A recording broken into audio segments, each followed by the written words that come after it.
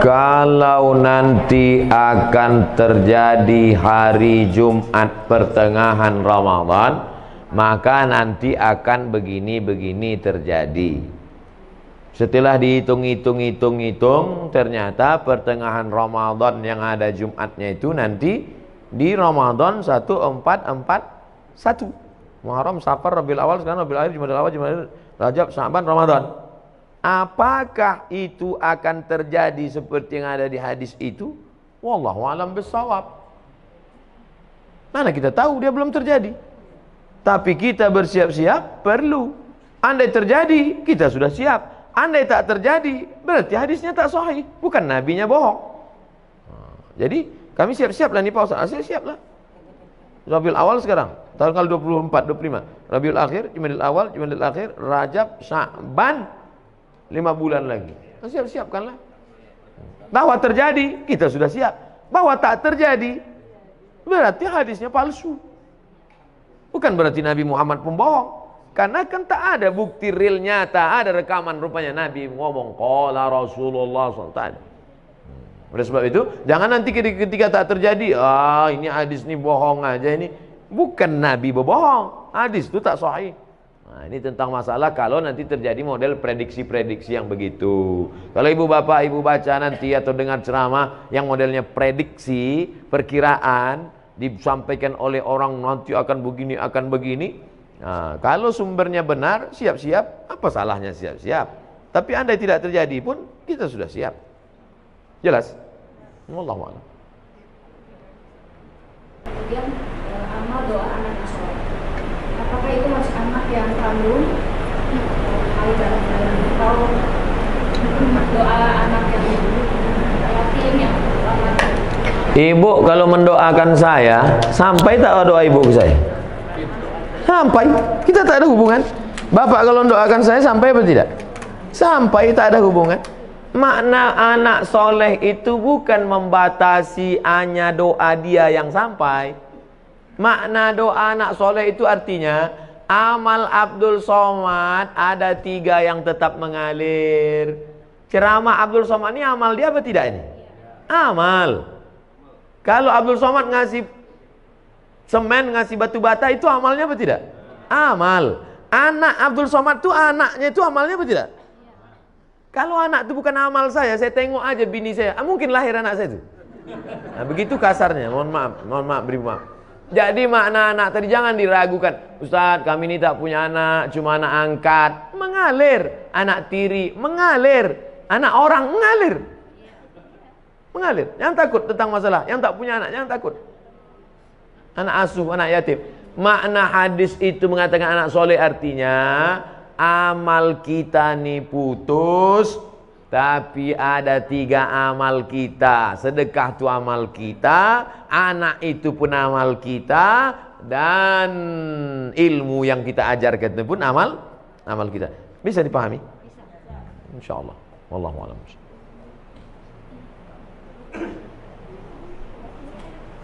Assalamualaikum warahmatullahi wabarakatuh. Waalaikumsalam. Saya mau menanyakan amalan mana kira-kira yang diterima seorang tua yang punya anak kandung tetapi dia kurang taat beribadahnya, atau dia mengangkat anak bukan anaknya sendiri tetapi anak-anak itu sangat soleh dan sering mendoakan orang tuanya. Jadi amalan mana yang lebih cepat diterima oleh Allah?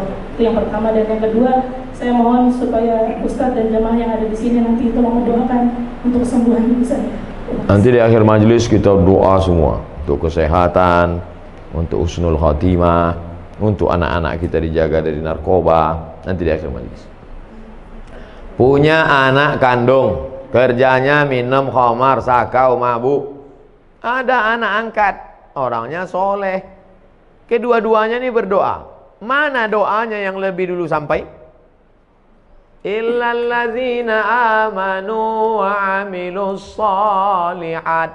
Semua manusia ini rugi kecuali orang beriman dan beramal soleh. Yang ditengok bukan anak kandung, anak tiri, anak angkat, tetangga, kawan, jiran, sahabat. Yang ditengok adalah soleh. Makanya Rabbi habli minas sholihin. Jangan takut tidak punya anak, tak ada yang mendoakan. Jangan takut bahwa kita tidak punya anak, tapi kita didik anak-anak kita jadi soleh, baik, bagus, memang itu perintah agama. Tapi terlalu khawatir tak punya anak, jangan takut. Nah, oleh sebab itu maka doa sampai, doa kawan sampai. Itu makanya kita suruh dekat-dekat dengan orang-orang soleh, berjamaah. Meninggal kita, saya insya Allah kalau mati jamaah nih selama ini banyak mendoakan. Tak ada pun doa dari tetangga, sahabat, kerabat, doa dari jamaah banyak doakan. Yang penting hablum minan nasnya baik, hablum minallah baik. Maka syarat dikabulkannya doa amanu wa amilus sholihan, beriman dan beramal soleh. Wallahu a'lam.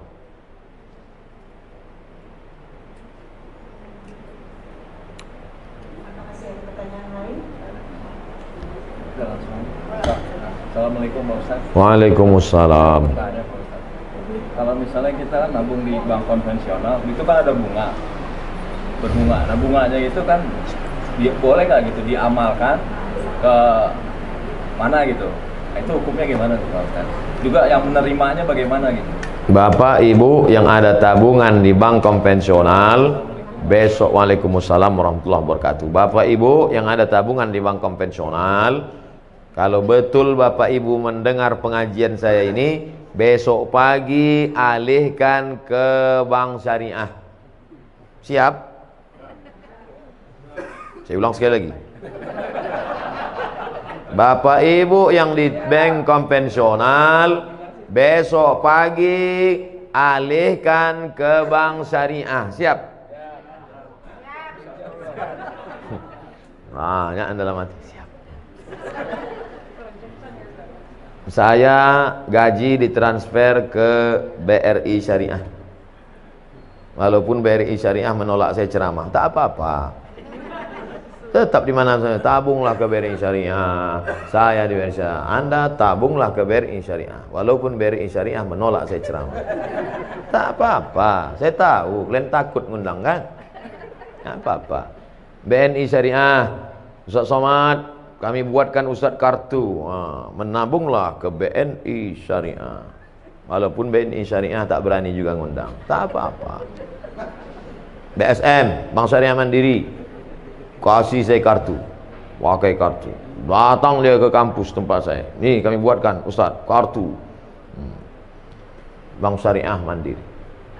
3, BRI Syariah, Bank Syariah Mandiri, BNI Syariah. Bang Muamalat belum datang lagi. Alihkan ke bank syariah, karena kalau bukan kita yang menghidupkan perekonomian syariah ini siapa lagi? Di Malaysia saya diundang ke bank rakyat. Saya tengok bank rakyat, wah, ini konvensional ini. Sampai hati orang ini ngundang saya, neraka jahanam ini. Pas sampai di situ, belum saya tanya, direkturnya udah ngomong, Ustaz Somad, ini bank konvensional katanya. Dalam hati saya, hancur dunia persilatan. Tapi sudah berubah jadi Islamic Bank. 5.000 pegawainya. Berubah dari konvensional, berhasil 100% murni jadi Islamic Bank, bank syariah. Pergi ke Kuala Lumpur, hebat. Maka besok, 2 yang menyebabkan sulit merubah bank konvensional jadi syariah. Pertama, political will, politik. Yang kedua, iklan ke masyarakat kurang. Saya di mana-mana terus saya sampaikan. Oke, sekarang kita cerita tentang Bapak punya tabungan di masa lalu dan sekarang bunganya ada. Mau dikemanakan bunganya ini? Bolehkah bunga yang punya Bapak 100 juta ini, kita taruhlah 100 juta ini sekarang ada bunganya, bukan tabungannya, bunganya. Kemana bunga ini? Kata Syekh Yusuf Al-Qardawi, nama kitabnya Fatawa Mu'asirah, sudah dicetak oleh Gema Insani Press Jakarta. Judulnya Fatwa-Fatwa Kontemporer Yusuf Qardawi.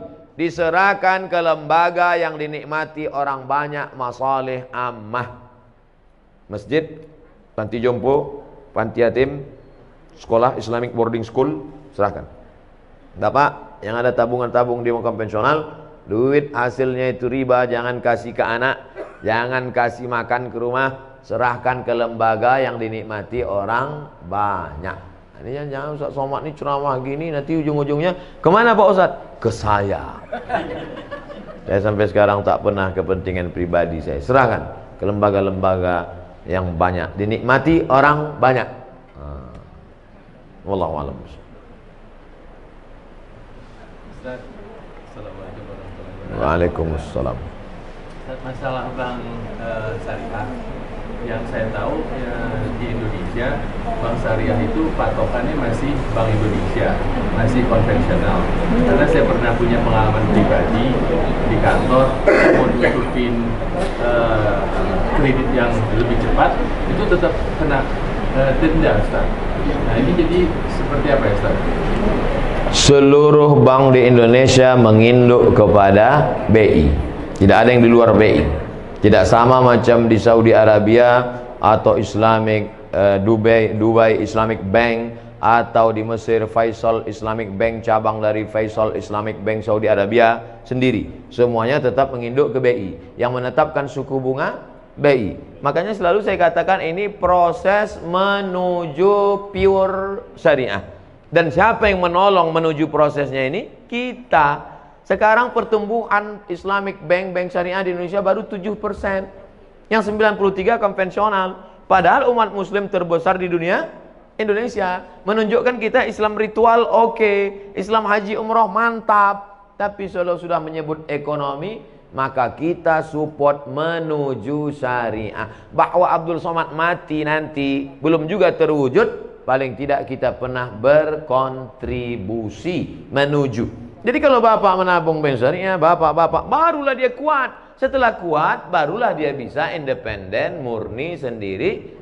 Makanya pemerintah mengeluarkan aturan, bank konvensional boleh membuka divisi syariah selama 16 tahun. Setelah 16 tahun kalau dia berhasil, maka dia berdiri sendiri, nanti akan memecah diri, memisahkan diri dia berdiri sendiri. Tapi tetap menginduk. Nanti tetap sampai pada puncaknya. Sekarang beberapa bank daerah Nusa Tenggara Barat, BPD-nya, Bank Pembangunan Daerah, sudah jadi bank syariah. Aceh jadi bank Aceh, Riau insya Allah tak lama lagi, Sumatera Barat Bank Nagari itu akan jadi bank syariah. Setelah nanti ini banyak bank syariah ini bergabung besar, mungkin bukan zaman kita, zaman anak kita, zaman cucu kita, barulah maka kita. Tapi kita nanti ikut ditanya Allah Ta'ala, apa kontribusimu menegakkan bank syariah Indonesia? Aku ikut berkontribusi karena meletakkan uangku di bank syariah. Jadi kalau dikatakan mana itu yang pure murni original syariah, belum, menuju syariah. Mudah-mudahan kita termasuk orang yang ikut berkontribusi dan mensupport program ini. Amin ya rabbal alamin.